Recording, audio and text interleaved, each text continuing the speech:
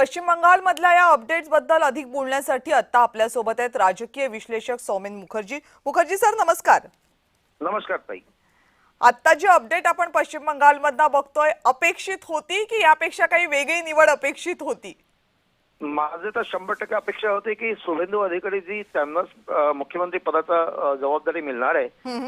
ह्या माझा डोळ्यासमोर एकदम क्लिअर होते, कारण गेला 5 वर्ष त्यांनी जे संघर्ष केले जमिनीवर, म्हणजे एवढा अराजक शासन तंत्र आणि एवढा गुंडागर्दी असताना त्यांना एक विरोधी पक्षनेता म्हणून विधानसभेचा आत आणि विधानसभेचे बाहेर म्हणजे आमचे 300 कार्यकर्ता मेला, म्हणजे भाजप पक्षाचा 300 कार्यकर्ता मेला, तेव्हा प्रत्येक घरात जाऊन त्यांच्याशी समवेती होणार, त्यांना पुनर्वसन देणे, हे प्रत्येक भूमिकावर त्यांनी अत्यंत निष्ठेने पार पाडलेले, अत्यंत सातत्याने पार पाडले। म्हणून त्यांचं जे भूमिका होती नेतृत्वाची, एक बंगालमध्ये आपल्याकडे जो नेतृत्वाची कमी होती, म्हणजे जमिनीवरचे एक नेता आहे ज्यांना गोरगरीबपर्यंत पोहोचवणे, ते पण सहजतेने पोहोचणं, आणि भद्रलोक जे आपला एज्युकेटेड आणि हायर इकॉनॉमिक क्लास आहे त्यांच्यापर्यंत पोहोचणे, ह्या एक असे नेते आहे ज्यांच्याकडे दोन्ही बाजू, म्हणजे एक भद्रलोकपर्यंत पोहोचणं आणि आपल्या गोरगरिबीपर्यंत पोहोचणं, हे दोन्ही बाजू त्यांनी निष्ठाने पार पाडले आणि अत्यंत सातत्याने पार पाडले। म्हणून त्यांच्या नावाबद्दल मला काही शंका कधी नव्हते।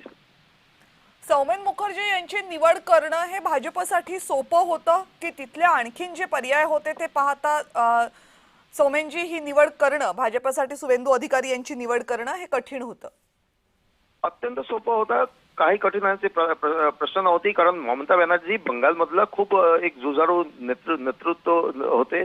ते 35 वर्षाचा कम्युनिस्ट पक्षांना त्यांना उलथून ममता बॅनर्जी सत्तेमध्ये आले होते, आणि गेल्या 15 वर्षात पण त्यांनी मुख्यमंत्री म्हणून पदभार सांभाळले। त्यांचा अगोदर त्यांचा केंद्रीय सरकारमध्ये त्यांनी काम पण केलेलं, आणि केंद्राच्या विरोधात जेव्हाही काही विषय उपस्थापन करायची ते मुद्दे 2001-2 मध्ये आम्ही पाहिलेलं आहे, त्यावेळेला पण त्यांनी चांगल्या पद्धतीने मांडले। म्हणजे ममता बॅनर्जी एक अत्यंत प्रभावी नेतृत्व होते, आणि त्यांना 2दा हरवणार, एकतर नंदीग्राम सारखा एवढा प्रभावित ममता बॅनर्जी प्रभावित केंद्रांमध्ये, आणि दुसऱ्यांदा भवानीपूर म्हणजे त्यांचा गढ़, ममता बॅनर्जीचे गढ़ मानला जातो भवानीपूर, त्या ठिकाणी त्यांना येऊन हरवणं हे काही छोटी गोष्टी नाहीये निश्चित। म्हणून एकतर ती, आणि दुसरा विषय म्हणजे त्यांचा जमिनीवरचे जे संघर्ष आणि विधानसभेचा आती आज विरोधी पक्ष नेते म्हणून त्यांची भूमिका, हे भाजपची बंगालच्या नेतृत्वाने एक नवीन दिशा दिलेली होते, म्हणून ते सोपं होते। माझ्या हिशोबाने काही अडचण नव्हती।